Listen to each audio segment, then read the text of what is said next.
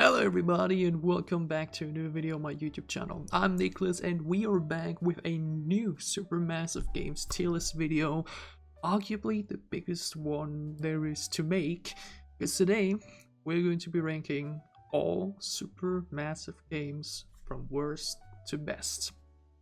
We're doing that in tiers. I originally wanted to do this as a very long detailed video that would have probably gone up to over an hour or so, but I've instead decided to split that one big video up into several different tier lists, because while we're doing this now here today, arguably the biggest tier list video you can make where you rank each games, we will also be doing a whole lot more. We're just going to look... wrong button.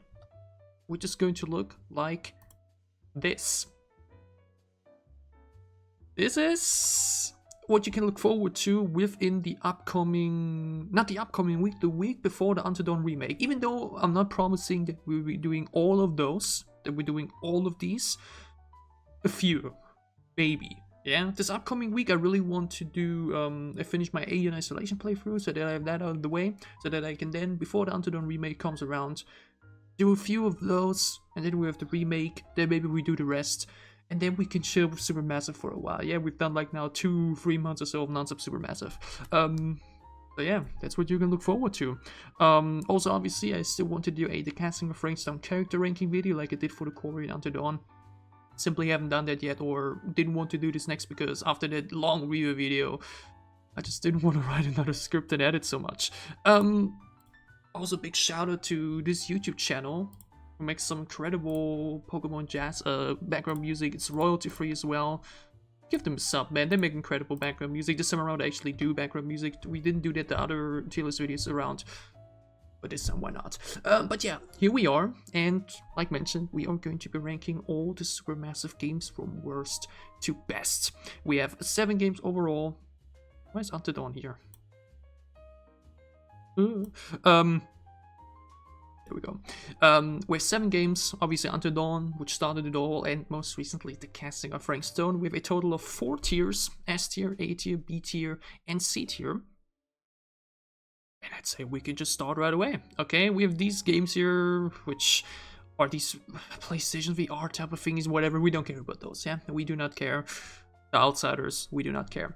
We only care about these 7 games, and we're not going to be doing this in release order. We're doing this in ranking order. We'll start with the worst and then get to the best.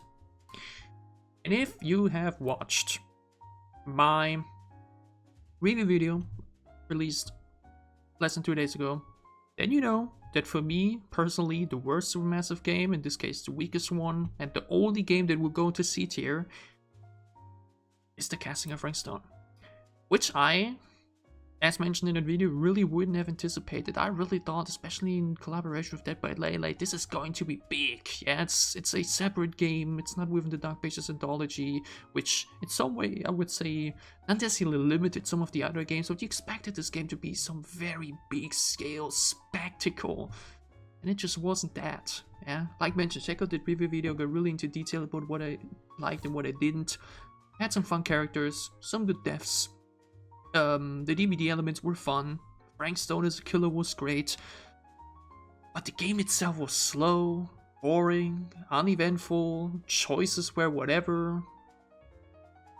There's no satisfying conclusion to anything whatsoever. It's 14 chapters long. It's a bit longer, like it's shorter than Until Dawn and the Quarry, but a bit longer than the other games. I think actually around the same length as Devil and Me.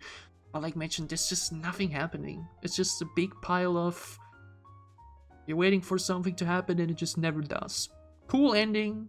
Yeah, cool ending. The story was also promising, but like everything in between chapter 1 and before chapter 13, so 90% of the game basically, was just not really that great. Gameplay was really boring and dreadful too, with lots of walking around and exploring, which with some technical issues and bad optimization just also didn't feel that good. It's not a terrible game. It's C tier, like mentioned, which I would consider around a 5 out of 10. Yeah, 5 out of 10. It's like, it's not terrible, it's not really bad, but it's also not really good or great. It's like, whatever. If you enjoyed any of those previous games, you will enjoy this game probably in some way nonetheless. For me, it's C tier. For me, it's weakest game in the franchise. I know, like mentioned, some people will have it higher, and a lot of other people really enjoyed this game. I didn't. For me, it's C tier. Now we get to B tier. This is a really interesting tier because it has two games for me. And here it really feels like my ranking is really mood dependent, or in some way even just, you know, one day I would go with that, the other day I would go with that. I'll just put them both in right away, but I'll talk a bit more about them. And these are both Man of Medan and Little Hope.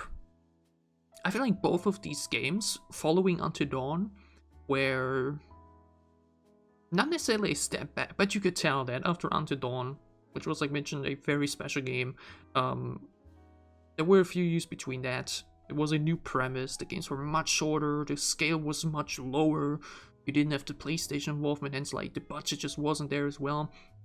So you could tell by the quality and just the feeling of the games and everything, you know, as a start of the Dark Beast anthology, the scale just wasn't as big, and it definitely impacted the way the games turn out to be as well.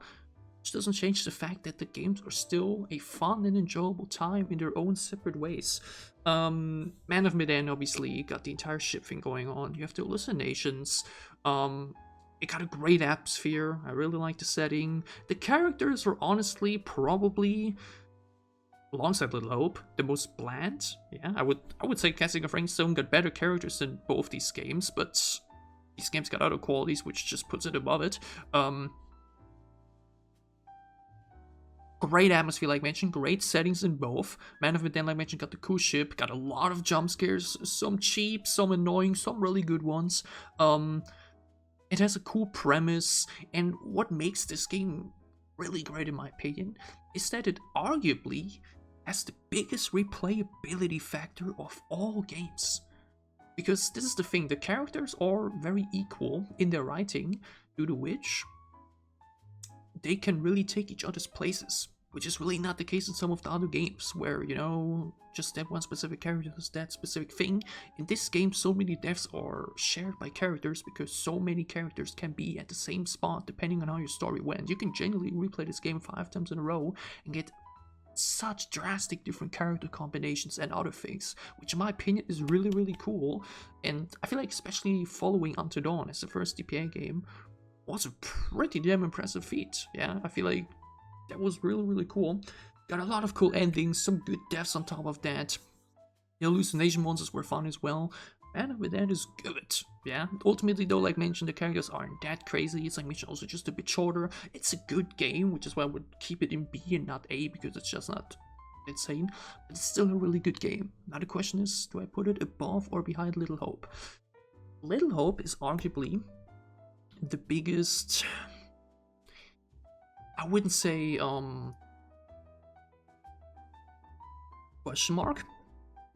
It's easily maybe the most polarizing game in the franchise to this day, because obviously this game has this massive twist at the end, which for some people ruined the game and made it feel like everything they just played was irrelevant, or like, you know, just kind of ruined the experience for them. Where there were others that were like, oh my god, this twist made everything much better, it's amazing, it's incredible. And then those in the middle that were like, didn't ruin anything for me, but not the biggest fan of the twist either. It's like, okay, was good. And for me, the thing is, I remember both Man of Medan and Little Hope I played through in one sitting. That at the end of the playthrough I was quite tired, hence I feel like I didn't get the twist as much directly, hence there was like a big shocked reaction or anything. Looking back at it though, I feel like this twist is really well done, also because it's not entirely unpredictable. Yeah, if you catch some glimpses throughout the game, like in the bar where your characters were playing dart, and then you have that little look onto the dartboard where you can see that the darts were never thrown in the first place. That's where you could like start putting the puzzle pieces together, and I feel like that's generally what makes the Little Hope playthrough experience, and just, you know, the story in general, among the uniquest of the entire franchise. Little Hope as a story, it's so different to all of the others. All of the others have a way more straightforward aspect to them. Like every game has its own mystery, sure, Man of Medan as well. But what Little Hope did is so different to any other game. in the franchise.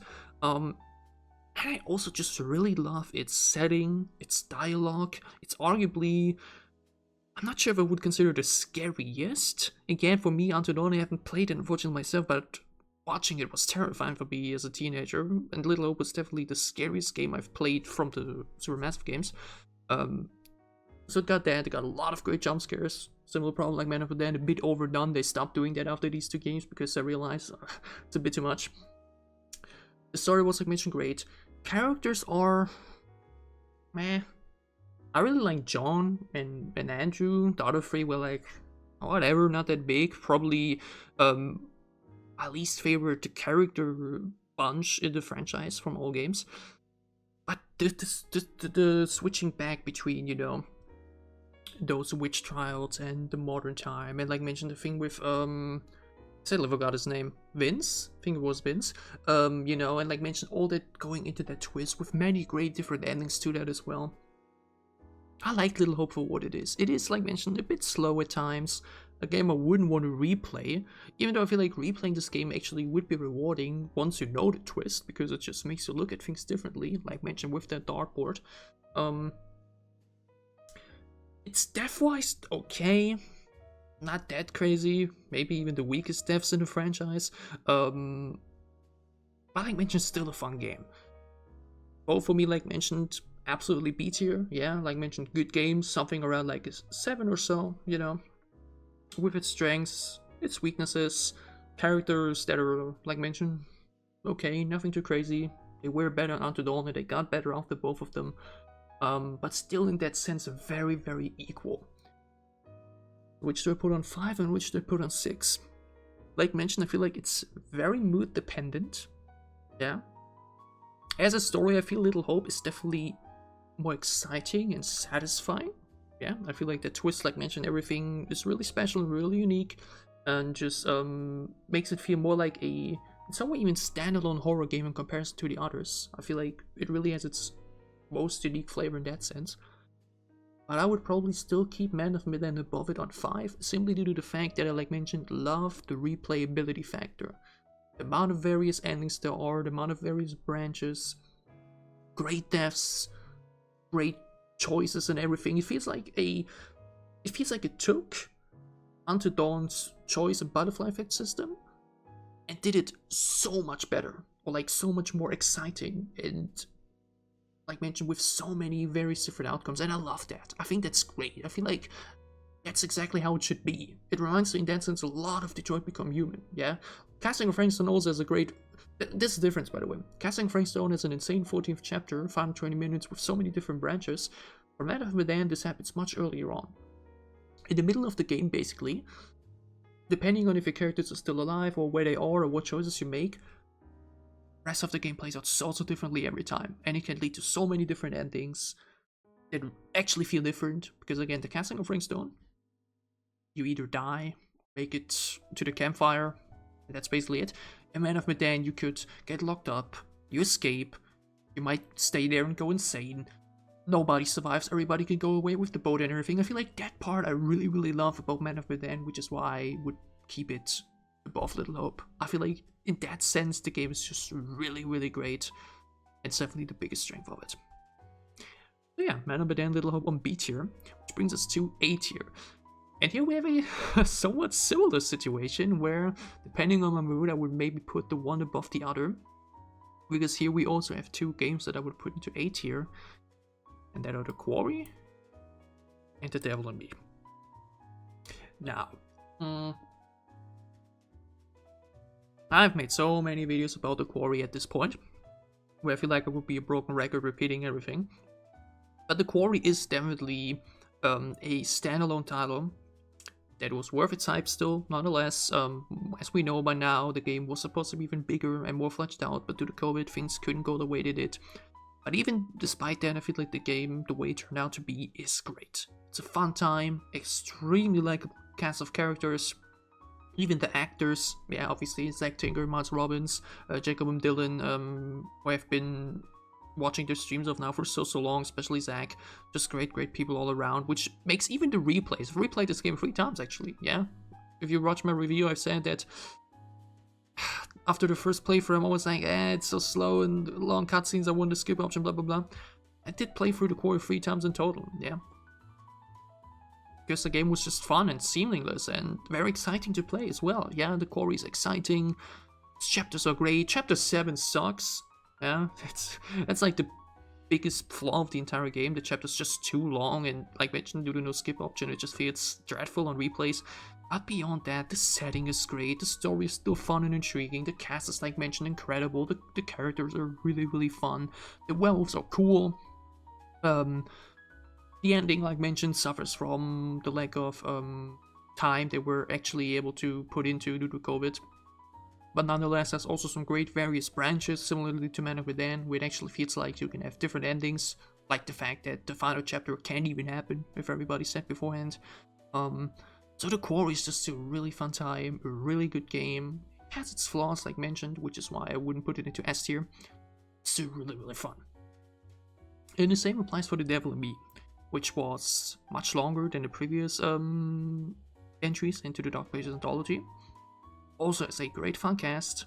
Literally all the characters are really likable. There's not a single character in that game that I feel like is a weak link or annoying or bland or whatever. Each character really has a personality. Even Mark, who is maybe the blandest of the group but still has its really fun sides to himself. Love the setting, especially as a huge Saw fan. Yeah, having a serial killer with traps in this big hotel, it's really fun. Yeah, it's a playthrough I really, really enjoyed making. Lots of great choices in there, some cool branches too, sick finale on top of that. Dumet is a great character, his backstory is fun, and it's like mentioned, it's a fun game. Also, like mentioned, not 100% perfect, also has some slower, dreadful gameplay sections that, like mentioned, became even more of a problem in the casting of Rankstone.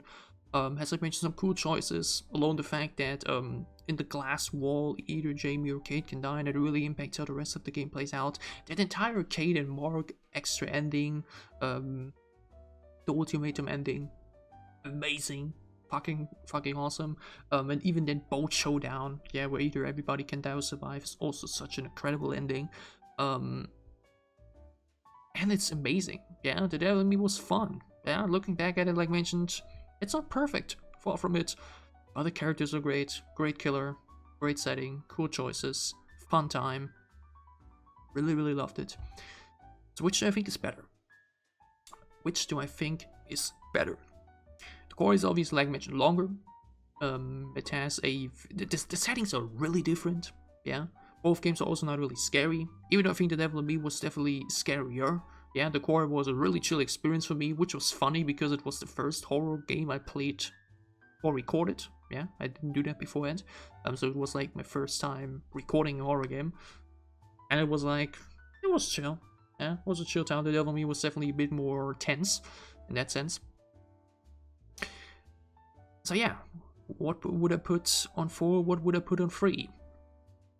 Quarry, like mentioned, it's longer. It has a bit more action. It has a bit more individual highlights. Bigger cast of characters. Some great deaths on top of that. Really likable cast. The Devil and Me, like mentioned, also great setting. Cool characters and cast and everything. I would probably keep it that way.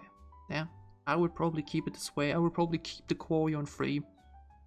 Like mentioned, there was a time around release when The Devil and Me came out where it was like, I think I would put it above it, yeah? But I feel like over the years actually, at this point, it's been nearly 2 years since both games, or it's been 2 years since the Quarry, it's been nearly 2 years since The Devil and Me, I would probably keep it up here, yeah? I feel like ultimately it was a more enjoyable playthrough, and I feel like that's ultimately what makes the game better for me, yeah? I love this playthrough, I enjoyed it a lot. But I feel like the Quarry has a slight edge. I totally, like mentioned, would be upset though if people would do this. But I think I would keep it like that. Yeah. I feel like the Quarry ultimately just, I don't know, as I mentioned, it's really difficult to explain, it's really difficult to put a proper, yeah, conclusion here as to why I would put the Quarry ultimately above The Devil and Me, other than, I think I just enjoyed it a little bit more. Yeah, I just enjoyed it a little bit more, I think. Both games really great though, and definitely A tier. I'm not used to doing these Anchor 20-minute videos anymore, I'm not gonna lie. Good thing I got an appointment to check out my throat soon. But here we are with S tier. And obviously, there's only 2 games left that we can put into here. And that are Until Dawn and House of Ashes. House of Ashes, for me in my opinion, the untouchable best dark-based anthology game. Without a single doubt. From the setting, to the atmosphere, to the characters. This game is fucking amazing. Okay, this game was an incredible time. I'm still mad that I failed that one quick time event due to which Chris died, because otherwise I think we really would have made it out with everybody live. I feel like House of Ashes is just really, really strong. Got a great story, great branches, yeah, especially with Eric and Rachel, if they die early or not, or whatever happens with them early on, even with Salim. There's so many different ways this can go, even if they all end up in the same spot, yeah. At the end you will always have that trio of Chris, Jason, and Salim doing the explosion in the core of the alien thing. But the way to get there is always different, which is really fun. And that's the entire thing as well. This entire thing with the aliens, the way it goes back to the past, you know, to those ancient, you know, that ancient history and story to it. The entire thing with the war, obviously, and the soldier part, especially Jason and Salim. It's a fucking amazing time, man. The playthrough was so great. Salim, like mentioned, maybe still the best character Supermassive Games has ever done. Jason and Salim, like, as a duo and relationship, easily maybe the best they've done to date. The vampires were fucking cool. And like mentioned, it was also just amazing to play these badass soldiers. Yeah? The vibes were just immaculate. You're wearing some random middle-aged people, like young adults or teenagers or whatever. You were some highly trained soldiers, which made for some fucking amazing action scenes. So many cool set pieces, fight sequences, especially that final showdown in the hunt, which was extremely stressful but so satisfying to survive without anybody dying. House of Ashes is just amazing, man. House of Ashes, it's definitely, like mentioned, the best dark-based anthology game to date. And by far the game that I would have considered to be the closest to overthrown Until Dawn. But ultimately, I would probably still say that Until Dawn is the undisputed number 1. And again, don't forget, I've never played the game myself, unfortunately, for another 2 weeks or so, until we can finally do so with the remake. I, like mentioned, I didn't necessarily grew up with the game. It came out when I was 14 years old, but like mentioned, I watched the game so many times over those years, so many times, and there were so many times where after not having checked out anything of it in months, there was another playthrough that suddenly came along that I then just ended up watching again, where I had like another 2 weeks obsession with it, you know, these little short-term obsessions with the games and whatnot. And it just happened so many times with Until Dawn. So on the one hand, it obviously has a very nostalgic soft spot for me, but like mentioned, man, this set piece in the mountains, the Wendigo. I feel like the Wendigo alone is such a massive plus point that you could like put to say this game is the best. The Wendigo is just untouchable, man. I genuinely don't think they will ever be able to outdo the Wendigo. The Directive 8020 thing looks good, by the way. Yeah, the alien with the thing of the voices and blah blah blah. Looks really promising. But I genuinely don't think they will ever be able to best that. And it's not necessarily just the Wendigo in general, but the way the entire story resolves around it, and the way it satisfyingly concludes. This is what I meant with the casting of Rainstone, by the way. In that game, we threw in so many things, so many questions, so many lore points, so many ideas, but it just never has that resolving, satisfying moment, you know? It just didn't exist, yeah? Until Dawn. And like I mentioned, I didn't even have it when I played it, like, I didn't play that myself, but like watching others see that moment and experience that moment and experience it for myself for the first time when I realized what the fuck is going on. It was special, yeah.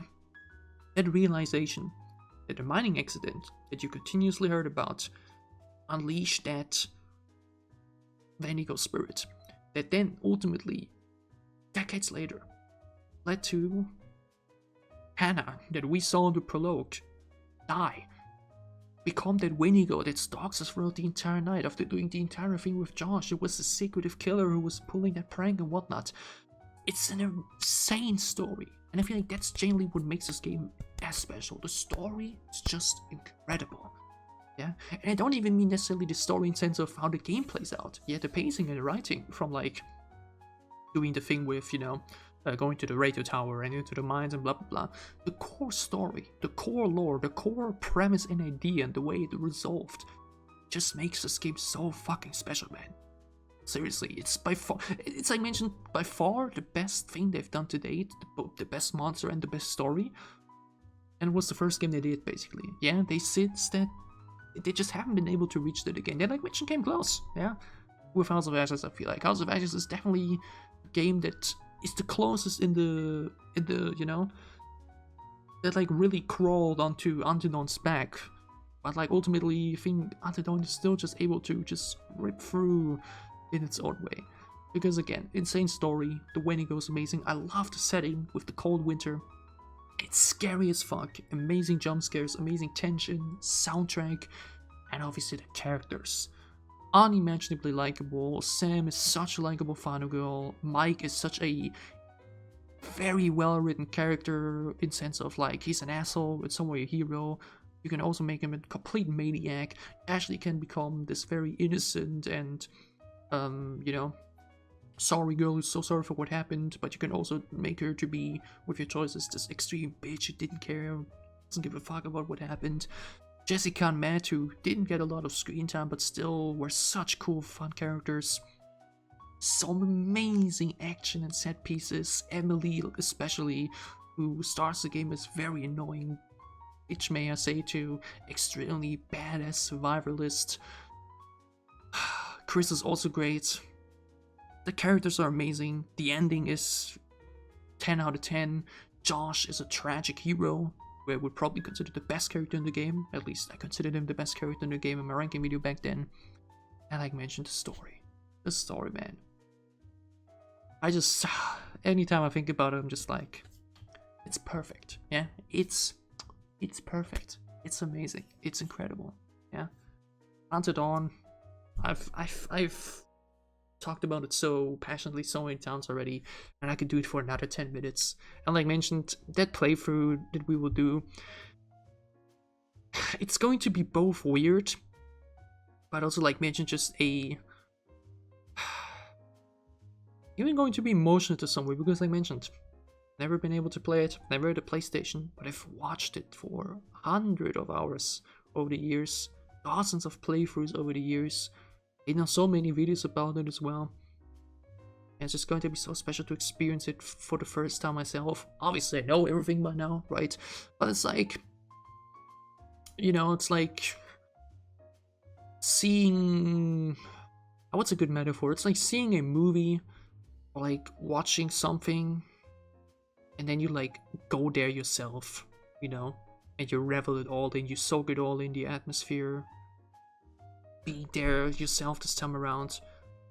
I think that's the best comparable how it's going to feel like next week, or like in 2 weeks when we start the remake playthrough. It's going to be an amazing time. I can't wait for it, because to this day I would consider Until Dawn the best Supermassive game. And here we are. This is the tier list. This is the ranking. Casting of Ringstone as the C tier, weakest link. Man of Medan and Little Hope in the B tier. A tier with the Quarry and The Devil and me, and Until Dawn and House of Ashes in S tier. The best games, the really good ones, the good ones, and the okay one. Yeah, I think that's definitely the best way you could put it. You could put it down below there, but I think you understand what I mean. And yeah, this is my ranking of the games. Like mentioned, these two may change depending on mood, maybe here as well, but those three I think are definitely set in stone for me. See what I did there?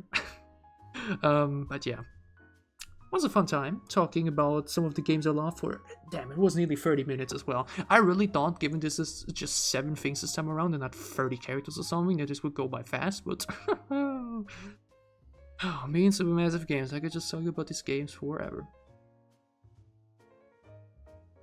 But here we are. This is the ranking. I would love to know your ranking, obviously. Tell me all about it down below in the comments. Like the video if you enjoyed it. And obviously sub if you haven't yet. And look forward to all of those tier lists coming your way at one point. Actually, if I think about it, didn't I do a video for that already? I don't even know.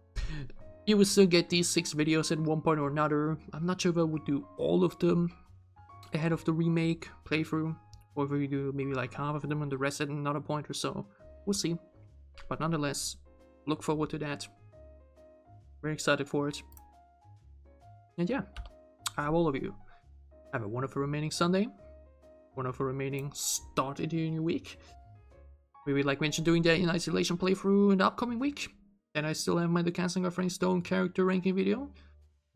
And then like mentioned those tier lists. And yeah, I see you with the Until Dawn remake playthrough in around 2 weeks. I can't wait to see it for that. Thanks for watching, and see you there. Bye bye.